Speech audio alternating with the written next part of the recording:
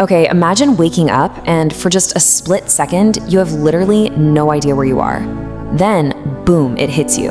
You're crammed into this tiny metal bed that's barely bigger than your own body, and you're floating somewhere in the dead center of the Pacific Ocean.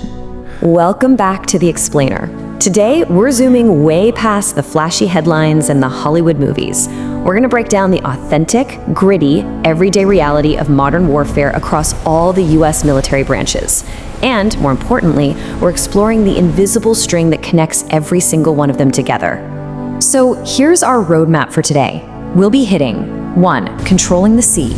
2. Tip of the spear. 3. Miles on the ground. 4. Guardians of the sky. 5. The invisible space war. And finally, 6. Defending the home front. Let's jump right in. Section 1. Controlling the sea. The United States Navy. 5,000. Think about that number for a second. That is 5,000 individual sailors working in perfect sync on a single Navy carrier. It is basically a massive floating city that can just park itself anywhere on the globe and project power for months on end. But you know, the reality of all that incredible power, it's actually rooted in some pretty visceral monotony. I mean, you might be out at sea for 47 days straight without catching a single glimpse of land. Your breakfast tastes exactly like it did yesterday. And whenever you step up on deck, you immediately get hit with that constant, heavy smell of salt and jet fuel. Say you're an electrician. You're responsible for maintaining literally millions of intricate parts in this endless routine of hurry up and wait. But then, the speaker crackles, and suddenly, those 47 days of absolute nothing turn into an explosion of immediate action. Section 2, Tip of the Spear, the United States Marine Corps. So, while the Navy is busy controlling the vastness of the sea, the Marines, they exist to control the chaos on the ground. Their whole philosophy boils down to this: you're not here to be comfortable, you're here to be first. And there is a brutally stark physical contrast here. We just talked about the Navy's comforts, right? Having actual metal beds, functioning as this massive floating runway. But down below deck, the Marine realities are an entirely different world. Imagine trying to literally steal a few hours of sleep on a hard metal floor, packed into a sweltering hotbox with 200 other Marines. It's loud, the ship is rocking, and the air just smells heavily of sweat and metal. They sit there in the heat, weapons meticulously cleaned, boots tied tight, just waiting for that 0400 hour to go hit a beach. The waiting. Well, the waiting is often the hardest part. Section 3, Miles on the Ground. The United States Army. Let's transition off those beaches and onto the bad, dusty roads where the Army grinds out its miles. 1 million. The Army is the biggest branch by a long shot, with over 1 million people, massive tanks, heavy artillery, and just incredible tech. But out on a real mission, all of that massive scale shrinks right down to just 5 soldiers sitting in a single truck, staring at the endless miles ahead.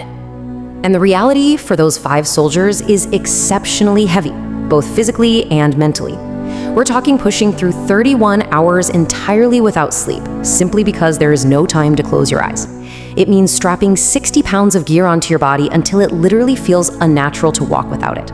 If you're a cavalry scout, your entire job is driving out on highly dangerous roads to find the enemy before they find you. The psychological weight of that is just immense. Knowing something might be waiting for you out there and relying entirely 100% on the soldiers sitting to your left and your right. Section 4, Guardians of the Sky, the United States Air Force. We are leaving the dirt behind now to look at an entirely different domain. Because modern warfare completely transforms when you change your vantage point. Down on the ground, you have the Army grind. Physical exhaustion, bad roads, constant danger. But for an Air Force drone operator providing remote overwatch, well, the war looks more like a map than a traditional battlefield. You fight from a clean, quiet, air-conditioned room in Nevada. You probably drove to work in a Honda Civic, yet you are fighting a war thousands of miles away via satellite. It's this bizarre psychological duality. You're scouting for lethal danger across the globe by day, and then you're driving home to eat dinner with your family by night. To really understand exactly how vital this is, let's walk through this incredibly suspenseful timeline. At 0 minutes, looking through a screen, the operator spots 2 men with shovels pulling off a side road near an approaching Army convoy. Just 8 seconds later, after confirming it's a homemade explosive device, the operator acts, and the threat is totally eliminated. By minute 20, that very same army convoy we talked about earlier passes safely through the exact same area without even tapping their brakes. The Air Force is acting as a guardian angel here, clearing the path from the sky so the troops on the ground never even have to look up. Section 5, the Invisible Space War. The United States Space Force. We are moving even higher now, into a domain where operators never touch a weapon, but carry the weight of the entire military infrastructure on their shoulders. $2 billion. That is the massive scale of the stakes we are talking about here.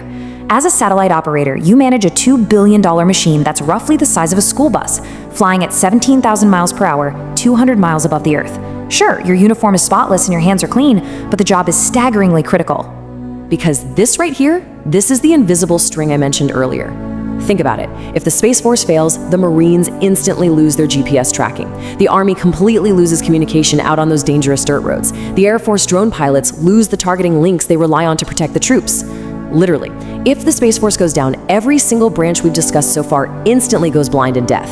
So it is an active yet totally silent fight. Space is now a highly crowded combat zone, with actors like Russia and China constantly competing over signals. And the steps to defend it happen unbelievably fast. First, the operator detects a hostile foreign signal trying to jam their satellite. Second, they type furiously to reroute that signal and maintain connections. Third, they adjust the encryption. And just like that, they secretly keep the global military running smoothly. There are no front-page headlines, no flashy medals, just the silent, absolute necessity of keeping those invisible lines perfectly secure. Section 6, defending the home front. The National Guard. For our final section, we are pulling that invisible string all the way back down to American soil. 1 minute you're buying drywall screws, the next you're in a Humvee. I mean, that perfectly captures the jarring, split-life reality of the Guard. You are both a civilian, maybe an electrician who coaches your kid's soccer team on the weekends, and a soldier, stitched together into one single life. And when that call comes, everything else just stops. Let's trace this rapid escalation, because it is wild. At 0 minutes, you're just standing in line at a local hardware store on a normal Saturday. 20 minutes later, your phone buzzes with sudden activation orders.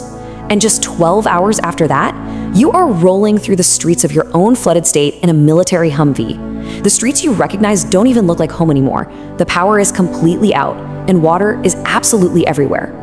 The emotional weight of these domestic deployments is uniquely heavy. You're dealing with freezing, fast-moving floodwaters, and suddenly you realize that all the military training in the world doesn't quite prepare you for the real human side of this. You find a family who has been trapped on a roof for 9 hours. You get them down and you're met with a crying mother, a father who literally cannot stop saying thank you, and a baby just staring at you in your gear like you're an alien. You aren't fighting enemies overseas, you are rescuing your own neighbors. And that leaves us with a pretty profound question to chew on. When the front line is literally your own backyard, which branch truly carries the heaviest burden? Thank you so much for joining me for this explainer. I hope it gave you a new perspective on the invisible string that ties it all together. I'll catch you on the next one.